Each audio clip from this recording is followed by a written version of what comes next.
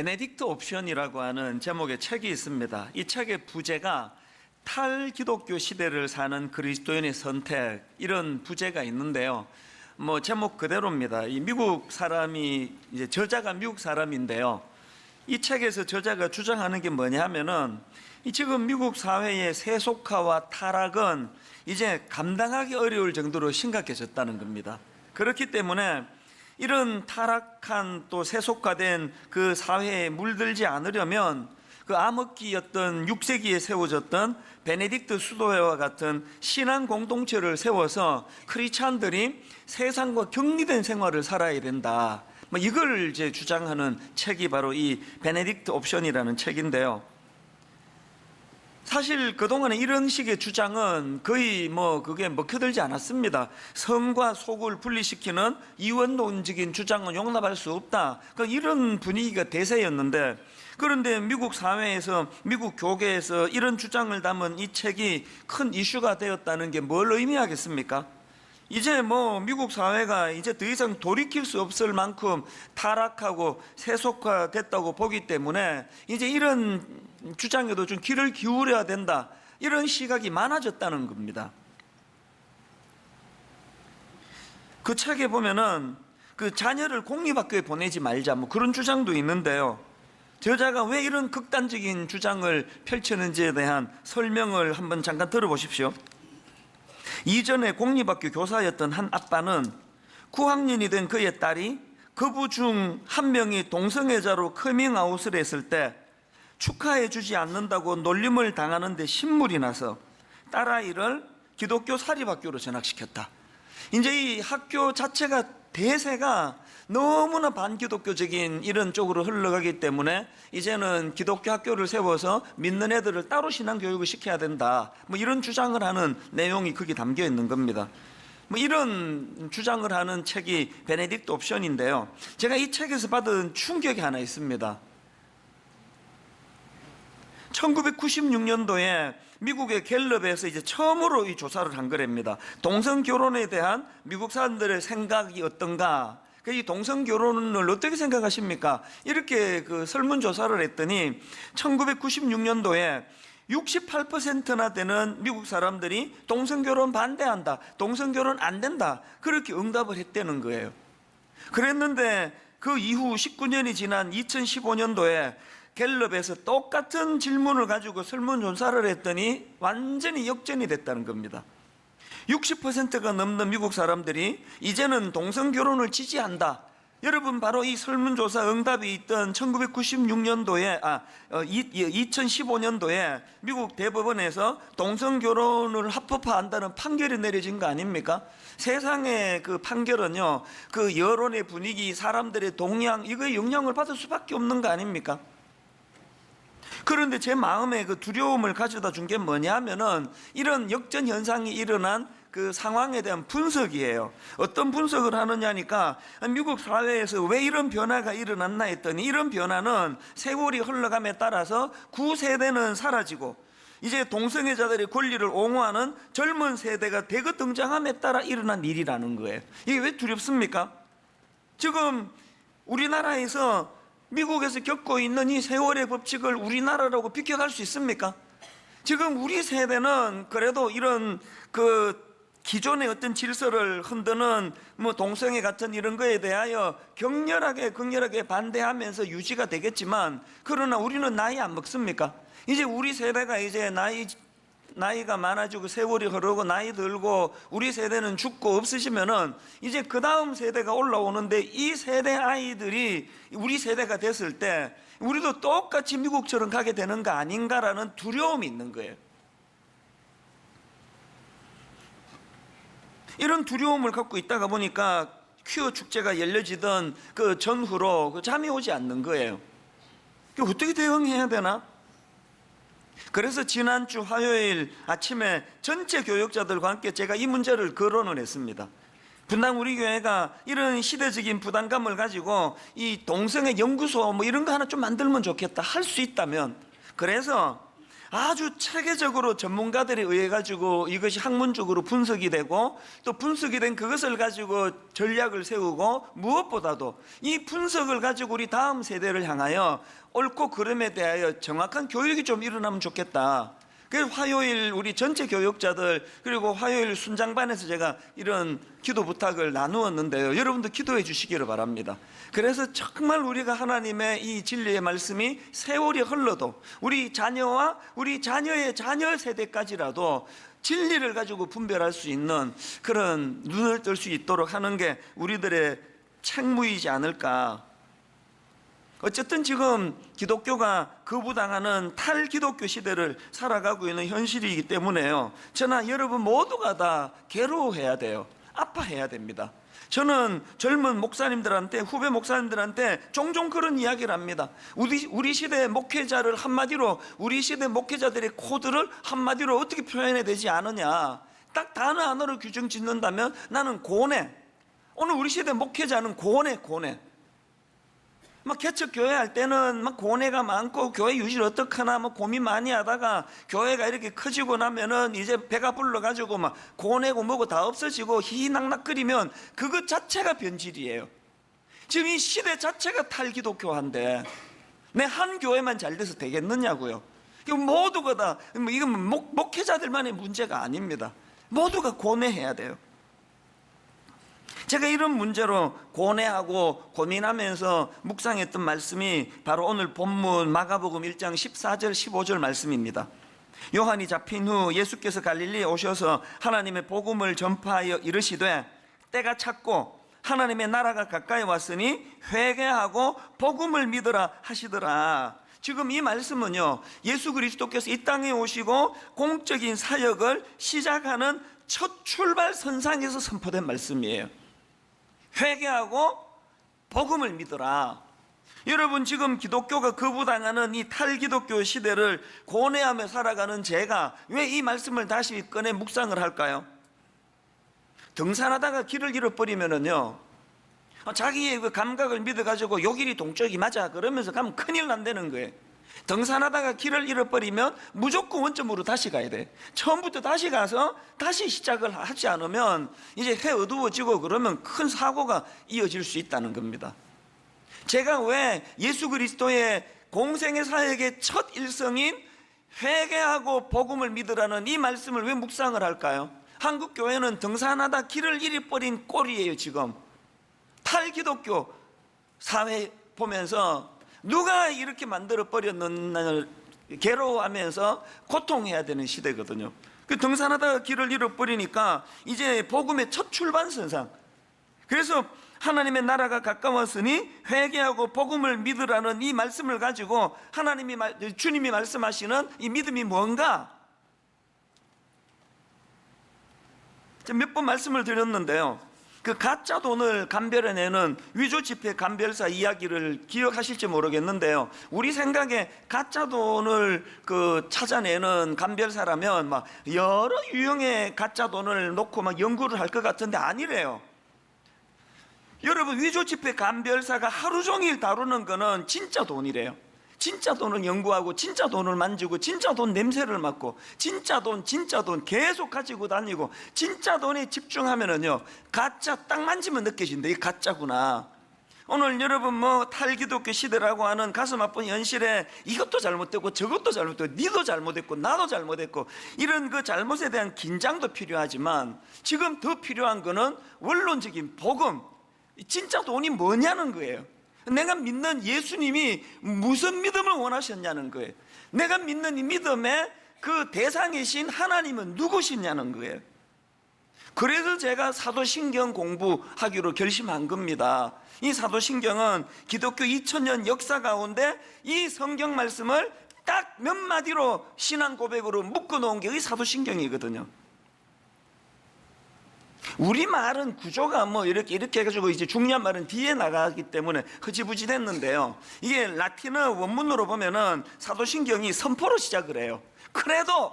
이 크레도가 뭐냐? 나는 믿습니다. 그래서 영어도 보면은 선포로 시작해. 영어 그 사도신경도 보면은 I believe 딱 선언을 하는 거예요. 크레도.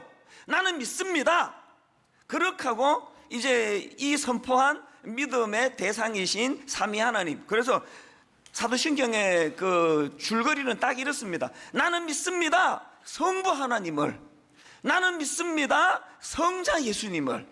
나는 믿습니다, 성령 하나님을. 이 사도신경이에요. 그리고 사도신경 할 때 이 신경을 영어로 크리드라 그러는데요, 이 크리드라는 영어 단어도 크레도, 나는 믿습니다라는 이 크레도라는 단어에서 파생된 단어라는 거예요. 제가 왜 사도신경 강해 설교를 결심했는지 아시겠죠? 그래서 이제 우리가 예수님 이 땅에 오셔서 선포하신 첫 일성이 회개하고 복음을 믿으라라는 선포인데, 이 복음을 믿으라 할 때 이 믿음의 대상이 뭔지, 믿음이 뭔지, 나는 지금 진짜 믿음을 지금 갖고 있는지, 이걸 이제 사도신경을 가지고 좀 우리가 고민해 보자는 이야기예요. 베드로전서 5장 8절에도 보니까요, 근신하라, 깨어라, 너희 대적 마귀가 우는 사자같이 두루다니며 삼킬 자를 찾나니. 이게 딱 오늘 우리 시대 아닙니까? 이게 지금 뭐 그냥 뭐 목사고 장로고 여러분 막 그렇게 유명한 목사님 한 번에 픽픽 쓰러지는 거 보시면 모르겠습니까? 지금 누구를 망라하고 우는 사자와 같이 대적하는 마귀가 우는 사자와 같이 두루다니며 삼킬 자를 찾아다니는 시대인데요, 이런 시대의 대안이 뭐냐? 바로 그 다음 구절의 대안이 나옵니다. 연결해서 한번 보십시오. 8절부터 근신하라, 깨어라, 너희 대적 마귀가 우는 사자같이 두루다니며 삼킬 자를 찾나니 너희는 믿음을 굳건하게 하여 그를 대적하라. 뭘 가지고 대적하라고요? 믿음을 굳건하게 하는 게 우는 사자와 같이 우리를 삼키려는 대적하는 것들을 대항하는 힘이라는 거예요. 어떤 대적, 어떤 공격 앞에서도 우리가 해야 되는 건, 나는 50년째 예수 믿는데요, 이런 관록 아닙니다. 난 목사인데요, 이거 아닙니다. 초신자고 기존 신자고 상관없이 이런저런 우는 사자와 같이 악한 공격을 하는 그들에게 우리가 들이댈 수 있는 방패는 굳건한 믿음이라는, 굳건한 믿음. 이게 에베소서 6장 16절에도 똑같은 말씀이 나옵니다. 모든 그 위에 믿음의 방패를 가지고 이로써 능히 악한 자의 모든 불화살을 소멸하고 구원의 투구와 성령의 검 곧 하나님의 말씀을 가지라. 여러분, 능히 악한 자의 모든 불화살을 소멸하고 싶으세요? 여러분의 가정을 뒤흔드는, 여러분의 영혼을 뒤흔드는 이 무서운 공격을 이겨내고 싶으세요? 뭘 준비해야 된다고요? 모든 것 위에 믿음의 방패를 가진, 믿음의 방패. 이게 크레도입니다. 크레도. I believe, 나는 믿습니다. 크레도. 제가 그래서 지난 몇 주 동안에요, 혼자서 길 가다가 화장실 들어갈 때도 혼자서 이 단어 크레도, 크레도, 라틴어 원문을 다 외웠으면 더 좋았을 텐데 하도 안 외워져가지고 그냥 단어 하나만 하기로 했습니다. 크레도, 크레도, 나는 믿습니다. 다음 주쯤에 이제 한 3단어 또 외워서 올지 모르겠습니다. 라틴어 못 외워도 괜찮아요. 크레도 하나면 충분해요.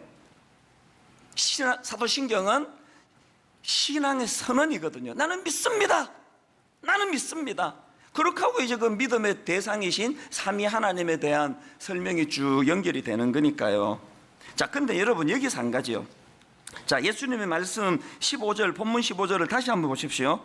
이르시되 때가 찼고 하나님의 나라가 가까이 왔으니 회개하고 복음을 믿으라 하시더라. 여기 보니까 복음을 믿으라는 말씀의 앞에 전제가 하나 있네요. 뭐예요?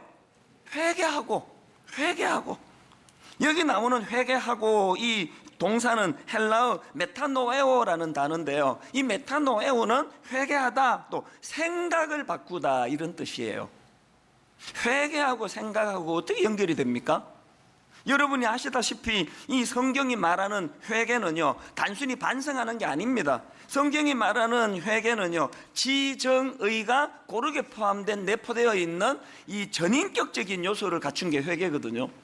그래서 지정의, 자, 지성적으로는 자각하는 거예요. 내 생각을 바꾸는 게 회개예요. 그런가 하면은 감정적으로는 죄에 대해서 애통해하는 거예요. 어쩌다 내가 이 꼴이 됐나? 내 예수 믿는다고 하는 내가 어쩌다가 내가 이 모양 이 꼴이 됐나? 이 목사라고 하는 내가, 그 분당 우리 교회 담임 목사라고는 내가 어쩌다가 내가 이렇게 돼버렸나? 여러분, 우리가 감정적으로 죄에 대해 애통하는 그게 회개예요. 그런가 하면 세 번째가 뭐예요? 의지적으로는 이제는 내가 더 이상 죄가 나를 다스리지 못하도록 하겠다. 나는 이제 제 죄에 대하여 단절하기를 원한다. 나는 이제 죄로부터 돌이켜 예수 그리스도께 나아가는 의지적인 결단을 감행할 것이다. 그래서 여러분, 입을 덮어 쓰고 그냥 내가 왜 그런 짓을 했지 그러면서 엉엉 울고 있는 건 회개가 아니에요. 회개는 의지적으로 끊는 거예요. 내가 목사답지 않은 이런 어처구니 없는 울분과 분노를 가지고 성도들을 대해서 되겠나? 이제 내 이름에, 내 사전에 울분과 분노는 없다. 내게는 용서밖에 없다. 그렇게 의지적으로 선언하고 실제로 찾아가서 손을 내미는 거, 이게 회개예요. 근데 여러분 한번 생각을 해보세요. 이렇게 지성적으로, 감정적으로, 의지적으로 이것이 다 결합이 되는데, 이 모든 회개의 첫 단추가 뭐예요? 자각하는 거예요. 내 생각을 바꾸는 거. 그래서 예수님께서 왜 복음을 믿으라는 말씀 앞에 회개하고라는 전제를 두셨는지 아시겠죠? 내가 갖고 있는 이 근원적으로 굳어진 이 생각을 깨뜨리지 않고는 지정의 변화가 없다는 겁니다. 사도행전 2장에서 베드로가 촉구하는 것도 그거 아닙니까? 사도행전 2장 38절을 보십시오. 베드로가 이르되 너희가 회개하여, 여기도 나오네요. 너희가 회개하여 각각 예수 그리스도의 이름으로 세례를 받고 죄사함을 받으라. 그리하면 성령의 선물을 받으리니, 죄사함을 받고 성령의 선물을 받는 놀라운 삶의 변화를 이루기 위한 첫 단추, 생각을 바꾸는 생각. 회개하고. 그 제가 지난주에 그 알리스트 맥그레스라는 분이 쓴 믿음이란 무엇인가라는 그 얇은 책이에요. 그 책을 읽다가 너무나 제가 인상적인 문장 하나를 제가 발견을 해가지고 이걸 옮겨 적어 놓고 많이 되뇌었습니다. 그 소제목인데요, 이런 문장이에요. 나는 믿습니다. 땡땡 큰 그림으로 들어가기, 이렇게 돼 있더라고요. 너무 와닿아가지고 오늘 설교 제목을 여기서 따왔습니다. 나는 믿습니다. 땡땡 큰 그림으로 들어가기. 예수님이 원하시는 믿음이 뭐냐? 큰 그림으로 들어가는 거래요. 그리고 그 전제가 뭐예요? 회개가 전제래. 회개가 뭐라고? 내 이 생각을 바꾸는 게 회개라 그랬잖아요. 정리가 되십니까? 회개하고 내 이 얄팍한 생각을 정리하고 믿음이 회복되면은 그게 큰 그림으로 들어가는 거래요. 그저 죄성을 가져가지고 그냥 시야가 좁아가지고 누구랑 찢고 뽑고 싸우고 질투하고 분노하고 죄짓고 이런 시야를 가진 우리가 이제 회개하고 생각이 바뀌어지면, 믿음이 내 안에 들어오면은 믿음이 뭐라고요? 우리를 큰 그림을 그리는 쪽으로 돌리신다는 겁니다. 이 좁은 시야, 좁은 생각, 여기서 빠져나와가지고 이제 이 하나님이라고 하는 어마어마한 그분의 세계로 들어가는 게 믿음인 줄 믿으시기를 바랍니다. 제가 이 큰 그림으로 들어가기 사도신경을 공부하는데요, 세상에 우리 집 강아지가 얼마나 신령한지, 우리 집 강아지가 너무나 좋은 예화를 저한테 하나 줬어요. 우리 강아지가 우리 동네에서는 굉장히 유명인이에요. 그 이름이 희락이 아닙니까? 제가 얘를 데리고 산책하면요, 어떤 여자분이 나는 안 쳐다보고 얘가 희락이네, 이러는 분이 종종 계세요.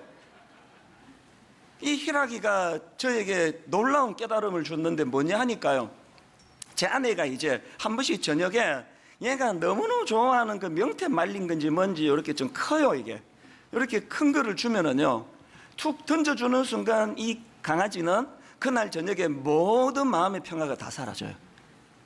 이게 너무나 좋아하는 간식이기 때문에요, 이렇게 잘라주면 먹어버려요. 그러나 이렇게 큰 거를 주면은요, 감당을 못해. 너무 벅차가지고. 그래서 이걸 입에 물고요, 막 숨길 때를 막 계속 찾아다녀요. 그리고는 이불 밑에다 툭 이제 숨겨놓고는요, 우리 아무도 몰랐거든요. 자기가 다 알려줘요. 그 이불 밑에 앉아가지고 하루 종일 지켜요. 난 지금 그 차까지로 들어갔는데, 제가 지나만 가면은 막 바짝 긴장하는 게 보여져요. 그러고는 이제 도저히 불안해서 안 됐는지 또 이불 밑에 파들고 들어가서 도로 물고 나와요. 그리고 또 숨길 때를 찾다가 도저히 안 되니까요, 물고 저녁 내내 물고 있어요. 해주고 이제 이렇게 있는데요, 제가 이쁘다고 이렇게 쓰다듬어 주러 가면은요, 막 완전 긴장이에요. 이거 뺏으러 왔나 해가지고요. 그래서 제가 이렇게 머리 쓰다듬으면 어떨 때는요, 경고를 보내요. 너 이거 건들면 주인이고 뭐고 물어, 막 이런 경고를 보내는 거예요. 근데 너무 안타깝잖아요. 야, 그 내가 줬는데 그 왜 뺏어 먹겠니? 그러고 나 그거 안 먹는다. 그 제 아내가 한 번씩 그 저녁에 그 또 그 명태인지 뭔지 이렇게 간식을 툭 던져주고 얘가 물고 있으면 내가 이렇게 비아냥거려요. 강아지 괴롭히니까 그렇게 좋니? 그 괴롭히는 거거든요. 그래서 제가 그거를 보면서요, 이게 좁은 시야를 가져서 그렇거든. 이 강아지는 그냥 지 좋아하는 명태 말고는 안 보여요. 뭐 그 주신 분도 안 보이고 뭐 아무도 안 보여요. 명태만 보여요. 명태만. 요것만 내가 지켜야 되겠다. 그래서 그보다 훨씬 맛있는 거 줘도요, 안 먹어요. 절대 안 먹어요. 요것만 지켜야 되겠다는 거예요. 이게 우리 아닙니까? 이게 여러분, 이게 우리 아닙니까? 뭐 하나님도 안 보이고 뭐 주신 분도 안 보이고 뭐 요거 내가 갖고 있는 요거 뭐 누가 뭐 조금만 다가오면은 막 경계하고. 요즘에 우리 애 셋 다 20대니까요 요즘에 제가 잔소리를 교육을 많이 시키고 있는데, 반복해서 하는 이야기가 뭔지 아십니까? 너 내 얘기 한번 들어봐. 운전하는 입장에서 제일 긴장된 순간이 언젠지 아니? 저기서 그 4살 먹은 애, 5살 먹은 애가 공놀이하고 있으면 모든 운전자는 초긴장 상태야. 왠지 아니? 4살 먹은 애는 시야가 얼마나 좁은지 지가 좋아하는 공밖에 안 보여. 이게 길거리인지 차가 오는지 아무것도 안 봐. 이 공이 이렇게 길거리로 떨어지면 공만 보기 때문에 차 다니는 길거리로 확 뛰어드는 게 4살 먹은 애기 때문에, 이렇게 시야가 좁은 게 어린애기 때문에 그런 애들이 공놀이하면 모든 운전자 다 긴장해. 너 그렇게 안 살면 좋겠다. 우리 모두가 다 이런 메시지에 귀를 기울여야 되는 거 아닙니까? 자기가 그 탐욕적인 그 공 하나에만 집중해가지고 이게 자기 인생을 어디로 파멸시키는지, 이게 자기를 어떤 길로 몰고 가는지 아무 생각도 못하는, 이게 우리 죄성을 가진 인간이기 때문에, 그래서 그래도 나는 믿습니다. 큰 그림으로 들어가기, 그 간식을 주신 주인을 알고 그 주인의 성품을 안다면, 우리 주인이 그래도 목사인데 줘놓고 다시 뺏겼나? 나는 그래도 주인을 믿습니다. 그러면 그 강아지에게 얼마나 마음에 평안이 올 거 아닙니까? 너무나 좋은 예화를 제공했기 때문에 오늘 저녁에 내가 명태 하나 던져줘야지.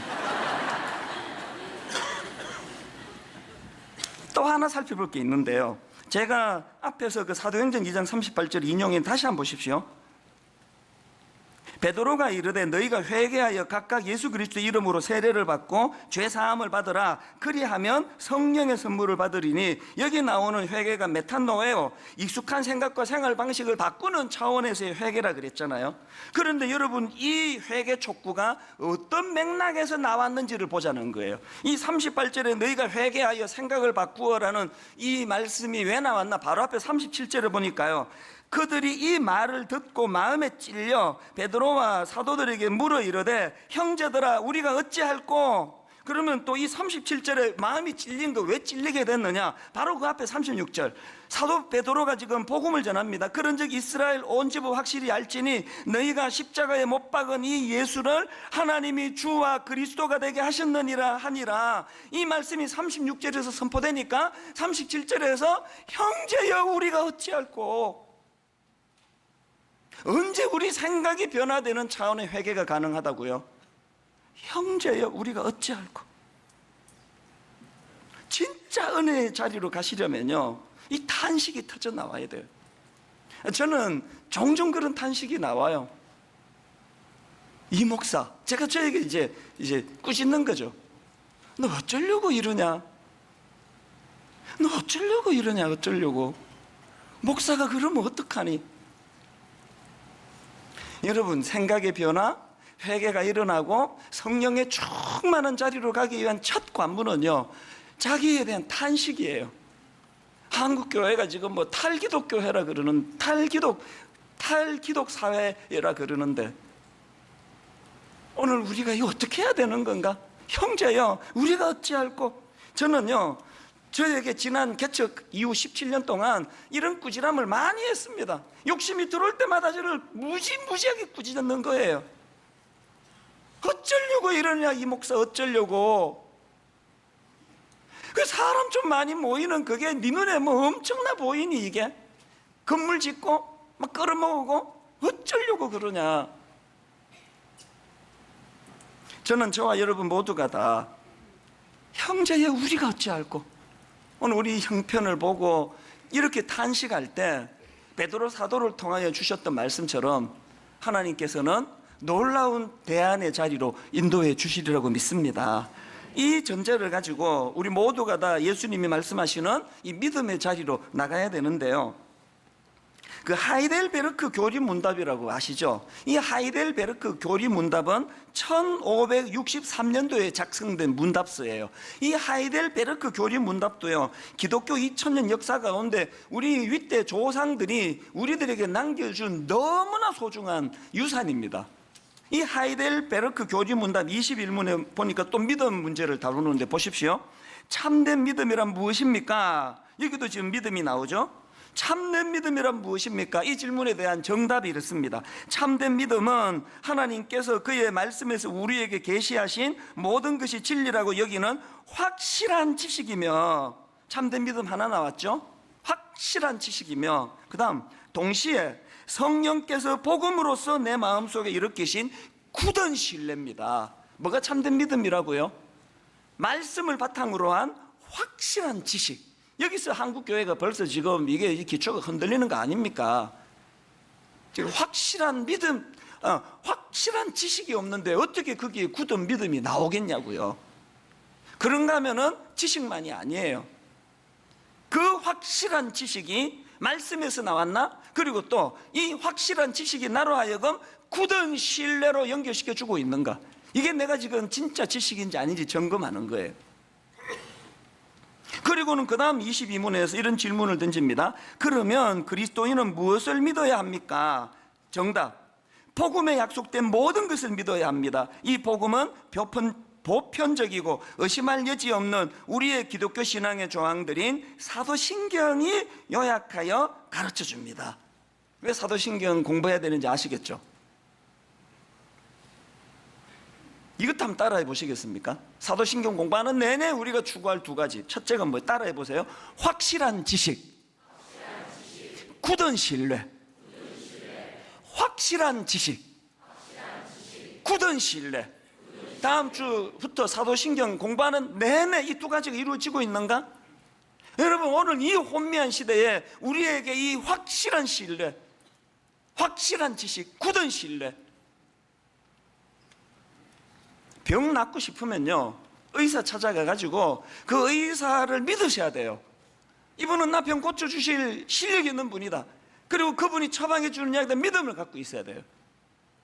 계속 그 의사랑 상담하면서 속으로 이 돌팔이가 뭘 안다고 이런 소리 하지? 그 처방해 주는 약, 이게 돌팔이가 제조해 주는 게 무슨 효과가 있겠어? 그러면 안 드시는 게 좋아. 효과 없습니다. 여러분, 우리가 확실한 지식과 굳은 신뢰를 가지고, 그래서 여러분 이사야 7장 9절, 만일 너희가 굳게 믿지 아니하면 너희는 굳게 서지 못하리라. 굳게 믿지 아니하면 굳게 서지 못하리라. 이거 뒤집으면 어떤 거예요? 굳게 믿으면 굳게 서게 되는 거예요. 너무나 기반이 약한 이 시대에서 여러분 굳게 서는 인생 되기를 바랍니다. 여러분, 굳게 믿으면 굳게 서는 사례가 성경에 막 무지 많이 나오는데, 대표적인 주자가 이욥. 어떤 상황에서도 흔들리지 않는 굳게 믿지 아니하면 굳게 서지 못하리라. 이욥이 성경에만 있습니까? 지난주 말씀드렸잖아요. 교회 오빠, 영화의 주인공 이관희 집사, 그 아내 오은주 집사, 주를 향한 굳게 믿는 믿음이 서 있으니까 얼마나 이게 견고한지 죽음도 두려워하지 않죠. 우리 봤잖아요. 그 영화 한번 보세요. 굳게 믿는 믿음이 내 인생을 얼마나 견고하게 하는지 죽음의 두려움을 이기게 만드는 능력이 된 줄로 믿습니다. 오늘 결론을 이렇게 맺기 원합니다. 하이델베르크 교리문답 20문에 이런 게 있습니다. 질문입니다. 그러면 아담 안에서 모든 사람이 멸망한 것처럼 그리스도를 통하여 모든 사람이 구원을 받습니까? 정답, 아닙니다. 이 선포가 너무 단호해서 지금 섬뜩했어요. 다시요. 아담 안에서 모든 사람이 멸망한 것처럼 그리스도를 통하여 모든 사람이 구원을 받습니까? 정답, 아닙니다. 아닙니다. 참된 믿음으로 그리스도에게 연합되어 그의 모든 은덕을 어떻게 합니까? 받아들이는 사람들만 구원을 받습니다. 이 사실을 잊으시면 안 됩니다. 모든 사람 다 구원받는 거 아닙니다. 그의 은덕을 받아들이는 사람만. 누가 구원받습니까? 참된 믿음으로 그리스도에게 연합하여. 여기 나와 있는 그리스도에게 연합하여는 한마디로 말하면 접붙이는 게 접붙이는. 제가 어릴 때 어렴풋이 기억이 나거든요. 시골에서 이렇게 그 가지와 가지를 그 접붙이는 이것들이 여기서 말하는 그리스도와 연합이에요. 그래서 요한복음 15장 5절 나는 포도나무요 너희는 가지라 그가 내 안에 내가 그 안에 거하면 사람이 열매를 많이 맺나니 나를 떠나서는 너희가 아무것도 할 수 없음이라. 또 4절 내 안에 거하라 나도 너희 안에 거하리라. 가지가 포도나무에 붙어 있지 아니하면 가지가 포도나무에 붙어 있지 아니하면 스스로 열매를 맺을 수 없음같이 너희도 내 안에 있지 아니하면 그러하리라. 오늘 우리가 이제 사도신경에 대한 기대감을 가지고 문을 열고 들어갈 때 그래도 나는 믿습니다라고 선포할 때에 그것이야말로 바로 우리가 이 마른 막대기 같은 우리가 예수 그리스도와 연합하는 그분과 접붙여지는 놀라운 은혜를 깨닫는 믿음이 지식이 되기를 원합니다. 한 가지 말씀만 더 드릴게요. 최근에 알게 된 찬양 중에요 깨뜨린 옥합이라는 제목의 찬양이 있는데 제가 이 찬양 오늘 부르진 않겠지만 너무 제가 감동을 받습니다. 시작이 이래요. 내가 주님 앞에 무엇입니까? 마른 막대기가 아닙니까? 형제 우리가 어찌할꼬 이거로 믿음이 시작된다 그랬죠. 회개가 시작된다 그랬죠. 은혜의 첫 출발이 내가 주님 앞에 무엇입니까? 이 자가 마른 막대기가 아닙니까? 그 다음 가사를 보세요. 내가 당신 앞에 쓸모없었던 타다 남은 죄가 아닙니까? 마른 막대기 같은 인생이에요. 꽃을 피우고 싶은데 마른 막대기가 꽃을 피웁니까? 타다 남은 죄 같은 인생인데 나이 들어가는 게 죄성을 가진 인간에게 얼마나 서러운 일이라는 걸 여러분 모두가 알잖아요. 이게 그리스도가 없는 나이 들면요 내 인생이 타다 남은 죄 같아요. 그래서 하나님 앞에 탄식하며 이 찬양이 가사가 이렇습니다. 나를 도우소서 나를 일으키소서 나와 동행하사 힘주시고 내 영혼 기쁨을 얻게 하시어 내 영혼 만족케 하소서. 마른 막대기 같은 자기 타다 남은 죄 같은 자기를 절망하지 않고 은혜를 구하는 도구로 썼더니요 2절 가사가 이렇습니다. 내가 주님 앞에 무엇입니까? 보혈로 사신 자 아닙니까? 그 다음 가사 나는 당신 앞에 깨뜨린 옥합 드려진 사랑이 아닙니까? 말이 달라졌죠. 마른 막대기 같은 쓰잘데없는 쓸모없는 인생이었는데 나는 당신 앞에 깨뜨려진 옥합입니다. 나는 당신 앞에 드려진 사랑이 되었습니다. 오늘 저는 현실의 마른 막대기 같은 나를 보며 어젯밤 내내 형제여 우리가 어찌할꼬 어떻게 하면 좋으냐 이 목사 너 어떻게 하려고 이러냐 그 고뇌의 밤을 보내고 난 성도님들에게 이제 하나님 이런 나 같은 거 주님과 연합되어 마른 막대기 같은 내가 포도나무 되시는 주님과 접붙여져서 이제는 하나님 저는 주님께 드려진 옥합이 되기를 원합니다. 우리 주 예수 그리스도의 은혜와 하나님 아버지의 다함없는 사랑과 성령님의 감동 감화 위로교통 충만하심의 역사가 마른 막대기 같은 초라한 인생 내가 이겨낼 수 없는 상황은 하나도 달라진 것이 없는 현실이지만 오늘 그래도 이 믿음의 눈을 가지고 주님과 연합하는 주님께 접붙여진 인생으로 그렇게 살아가기로 다짐하며 은혜를 구하며 예배하는 모든 주의 자녀들 머리 위에 지금부터 영원토록 함께 하시기를 간절히 축원하옵나이다. 아멘.